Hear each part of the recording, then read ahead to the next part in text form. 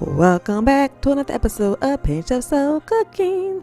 Alright, today is peach cobbler, y'all. So we got some pie crust over there. We're gonna need some ground ginger, some ground cinnamon, some nutmeg. Of course, you're gonna need some peach slices. We are using peaches from the can today. Some butter, lemon juice, some vanilla extract, and of course some sugar and some flour. And let me just tell y'all right now, give y'all fair warning. Yeah. You're looking for a healthy version? This ain't it, boo. This is not it. But let's go ahead and get started making our peach cobbler. Alright, so first of all, let's go ahead and get these peaches up inside of here. So I am doubling, this recipe. Maybe make sure y'all understand that. I am doubling this recipe, okay? So I'm using 2 of the big cans of peaches. This is 28 ounces cans. Each can, 28 ounces. Let's make sure we got that straight. Y'all know I got a big family, so we're gonna double this. So we're gonna go ahead and add in our vanilla extract. We're gonna get that into the bowl. This is not a bowl, y'all. This is a pot. Yep, excuse you, girl. Excuse you, girl. All right, let's go ahead and sprinkle in the rest of this spices. So we got some nutmeg, some ginger, and some cinnamon. That's all going inside of this pot. Yes, indeed. All right, let's add in this butter. These are half sticks, and that's all you really need for one, but I am doubling this recipe, so don't come for me, And we're gonna go ahead and add in this sugar. Yes, that is a lot of sugar. So again, if you're looking for a healthy version, this ain't it, boo. This ain't it. All right, so we got this on the stove now. I'm just gonna go ahead and give this a little mix. I got it on a medium heat so that it can go ahead and start to get that butter melted, and that's what we're doing at this point, just letting that butter get inside and melt down. So that's what you want to do for this first step.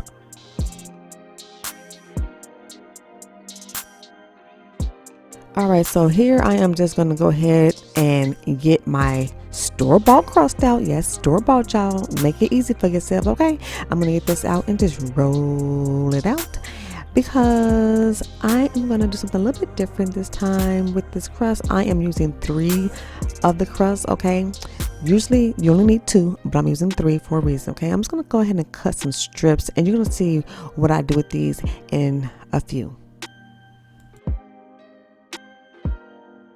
All right, I'm just gonna go ahead and get this aluminum foil and line the pan with these strips. And yeah, my husband, he was like, why don't you just lay the whole thing in there? Because I didn't want to do it. Let me do what I'm doing. All right, so for the second one, I'm gonna go ahead and cut these actually into strips and then cut them into squares. So I like to have some of the crust like all the way in the middle of the cobbler, so that's why I'm cutting these the way I am. And you're gonna also see what I do with these other strips. Don't worry, ain't none of it's gonna go to waste, y'all. Ain't none of it gonna go to waste, trust me. And now I'm gonna go ahead and get some flour, do that flour and some water, and we're just gonna go ahead and mix that together and kind of like make a slurry for the cobbler, y'all. Come on, watch me work this. Let me show you. So the butter is melting down really nice. I added in a tablespoon of lemon juice. I wanted to cut up some of that sweetness that was inside of here because we did add in a lot of sugar. So just want to cut in there a little bit. And I like to tell people at this time, go ahead and taste your mix as well, because you want to make sure it's working for you and your family. So just give it a little taste and see if you need to add in any extra sugar or lemon juice.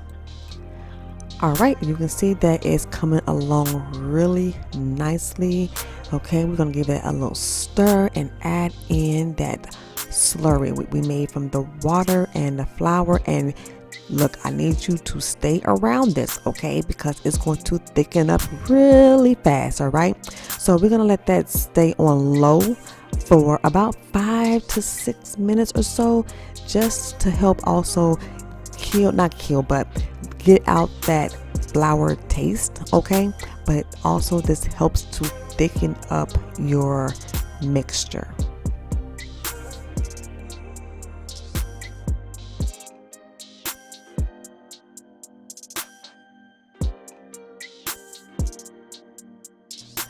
All right, we're gonna get it off the oven, and now it's time to go ahead and put our cobbler together. So I already had the strips down, so we're gonna go ahead and start our first layer. We're gonna get those peaches right on inside of there, okay? Get it spread out, and then we're gonna go ahead and add in our pieces from the squares we cut up, okay? So that's all we're gonna do on this part, is just go ahead and keep layering, putting on some of the peach mixture, and then put in some of those square pieces of the crust. Now this is how I'm doing mine, okay? You can do yours however you want. You can actually take those strips and lay them across. It's all up to you. There is no right or wrong way to do this, y'all. It's your cobbler, so you do what you do, okay?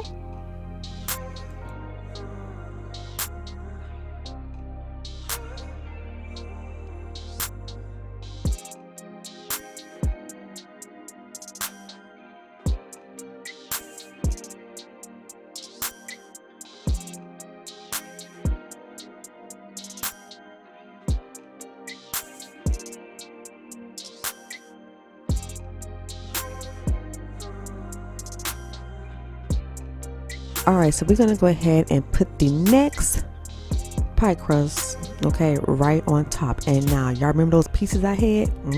See, I told you. So let me do what I do, sir. So we're just gonna go ahead and add those right around those pieces that has like a little gap, and yeah, close them gaps right on up with them pieces, y'all. Use all your crust. Now I had some extra filling, so I just took it and put it right on top and brushed it. There's no peaches in here, just the liquid part of it. So we're just gonna take that and we're gonna spread that all over, and it's gonna actually help give it a nice like golden brown crust when it's done. It's gonna look beautiful.